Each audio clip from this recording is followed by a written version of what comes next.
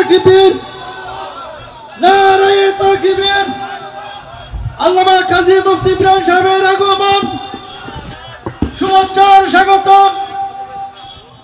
মাহফিলের পক্ষ থেকে আলহামদুলিল্লাহ আমাদের মাঝে উপস্থিত হয়েছেন বাংলাদেশের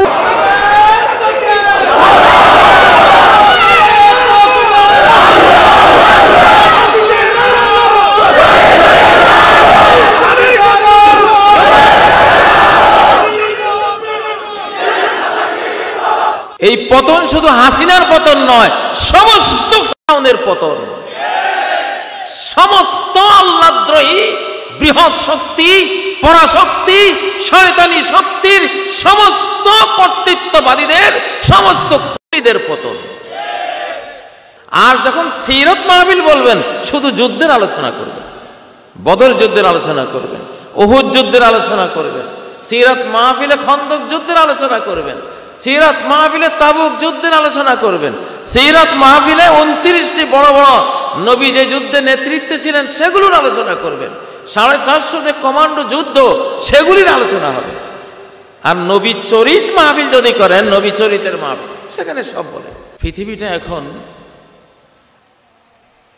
একটা নতুন রূপে সাজবে ইনশাআল্লাহ। এখন হলো তাজদীদের মৌসুম, নবায়নের মৌসুম। সবকিছু কোরআন সুন্নাহর আলোকে, কোরআনের আয়নায়, হাদিসের দর্পণে সবকিছুকে নবতরভাবে আল্লাহ তাআলার তাওহীদের কালেমা লা ইলাহা ইল্লাল্লাহ এবং মুহাম্মদ সাল্লাল্লাহু আলাইহি সাল্লামের রিসালাতের কালিমা মুহাম্মাদুর রাসূলুল্লাহ। লা ইলাহা ইল্লাল্লাহ অর্থাৎ সমস্ত ইবাদত, দাসত্ব, আনুগত্য কার? আল্লাহর। রাজনীতি, সমাজনীতি, পারিবারিক নীতি, অর্থনীতি, সাংস্কৃতিক নীতি, যত নীতি আছে সব লা ইলাহা ইল্লাল্লাহর আওতায় সাজাতে হবে, নবায়ন করতে হবে, নতুন করে ঢেলে সাজাতে হবে। এর মধ্যে যে শিরকের ভাইরাসগুলো ঢুকেছে, মানব রচিত কুসংস্কারগুলো আমাদের তাওহীদি চিন্তা চেতনায় যা ঢুকে আছে, গায়রুল্লাহর ভয়ভীতি, বিভিন্ন পরাশক্তির ভয়, ইহুদিদের ভয়, খ্রিস্টানদেরকে ভয়, বিভিন্ন জাতিদেরকে ভয় করার যে ভয়াবহ শিরক, পৌত্তলিকতা আমাদের অন্তর্জগতে বসে আছে, এগুলোকে তাওহীদের বোম্বিং করে একেবারে উড়িয়ে দিতে হবে। একত্ববাদের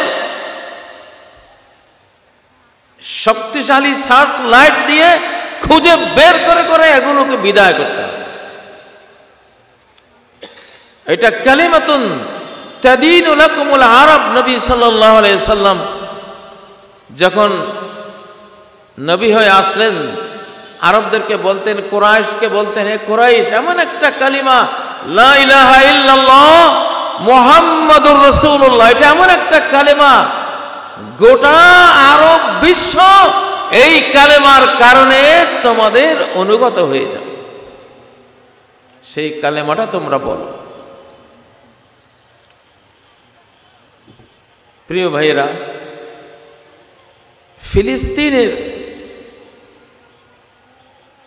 জনগণকে, ফিলিস্তিন যে একটা বিশাল রাষ্ট্র, পবিত্র রাষ্ট্র, 70,000 নবী রাসূলের পদধূলিময়, বরকতময় যে ফিলিস্তিন, সেই ফিলিস্তিনকে অপরাধীরা, সন্ত্রাসীরা, খুনিরা, মানব জাতির খুনিরা, কিলাররা যেভাবে দখল করে অপবিত্র করছে আর হত্যা করছে,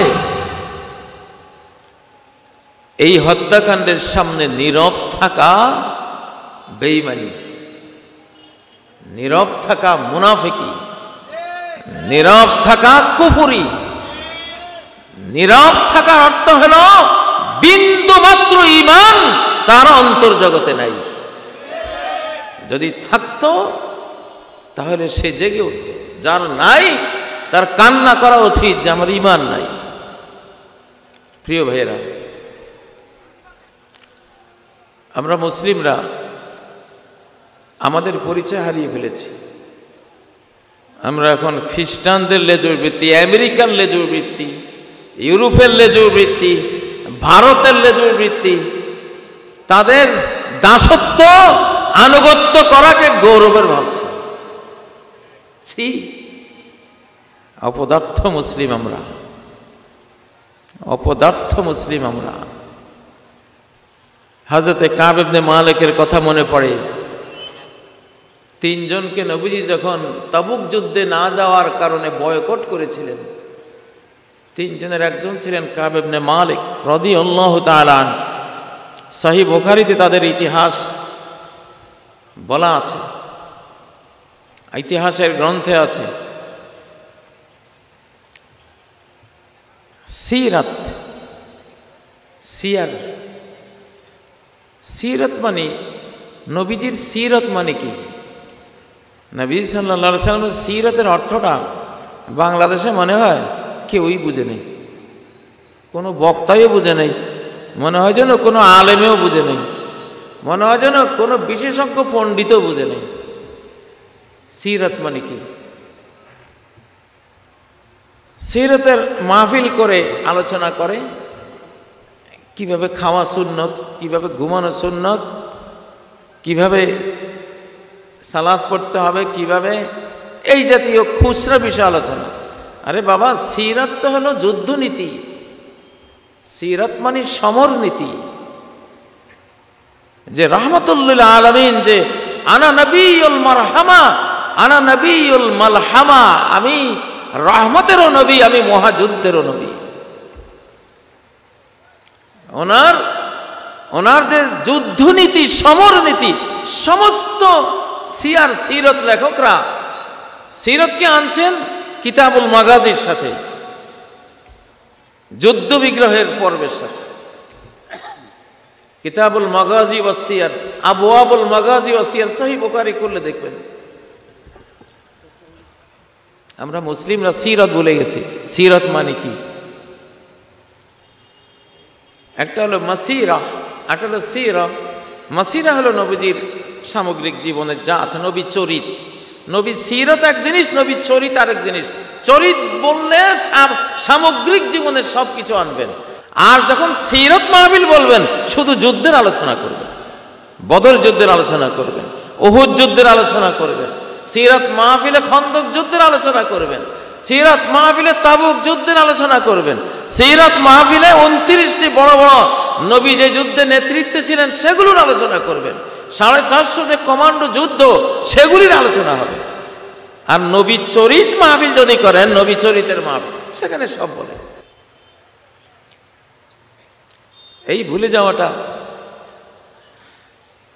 আমরা বিগত 1 শতাব্দীতে ভুলে গেছি। এগুলো 100 বছরে সব ভুলে গেছি। আমার কথাগুলো আমি বলছি কেন? বাংলাদেশে যে 2024 সাল আসলো, 5ই আগস্ট নিয়ে আসলো, এটি একটি বৈশ্বিক ঘটনা। এটা কোনো শুধু বাংলাদেশের ঘটনা নয়। এই পতন শুধু হাসিনার পতন নয়, সমস্ত ফিরআউনের পতন। সমস্ত আল্লাহদ্রোহী বৃহৎ শক্তি, পরাশক্তি, শয়তানি শক্তির সমস্ত কর্তৃত্ববাদীদের, সমস্ত খুনিদের পতন। হয়তো বুঝছেন, সবাই তো বহাল আছে না? নদী যখন ভাঙ্গনের রেখা দিয়ে দেয়, 1 কিলোমিটার জুড়ে ভাঙ্গনের একটা চিকন রেখা ফুটে উঠেছে, তার মানে এই অংশটা অচিরে কি হয়ে যাবে? নদী গর্ভে বিলীন হয়ে যাবে। আমাদের আইইউবি মিডিয়া